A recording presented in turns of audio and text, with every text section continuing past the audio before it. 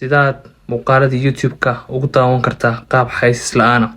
Weliba muuqaalada aad u save garaysan kartaa si aad hadhow toole u daawatid adigoon isticmaaleen haba yaraatee wax data ah. Soo raac. Okay, waxaad tagtaa App Store-ka tag. App Store-ka markaad tagtaa search marka dhahdid waxaad raadisaa application-ka loo yaqaano Brave. Brave ka ugu sarreeya ku dhufo. Markaad ku dhufatid waa kan application-kaas astaanta libaxa ee orange ah leh la soo deg. Kadib marka la soo degtid open de skip de. As you can see YouTube-kaasi hadda wuxuu ku bilaabmay qaab bilaa xayeysiisa.